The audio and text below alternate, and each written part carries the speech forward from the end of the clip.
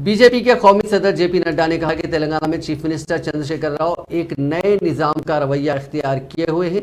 आखिरी निजाम मीर उस्मान अली खान भी केसीआर की तरह पाबंदियां आयद किए थे।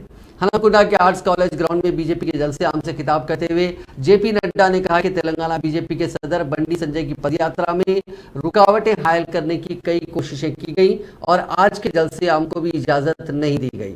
हाई कोर्ट से इजाजत हासिल करते हुए ये जलसा मुनक्किद किया जा रहा है।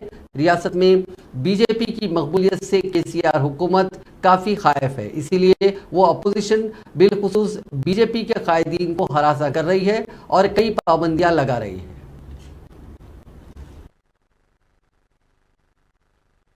वहीं केंद्र सरकार का पैसा लेकर के अपने नाम पर स्कीम चलाने की कोशिश कर रहे हैं।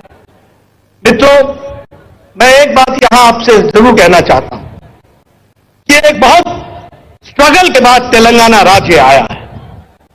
सब लोगों ने मेहनत की थी और भारतीय जनता पार्टी वो पार्टी रही जिसने सबसे पहले तेलंगाना राज्य का समर्थन किया था और तेलंगाना राज्य को बनाने के लिए अपना योगदान किया था।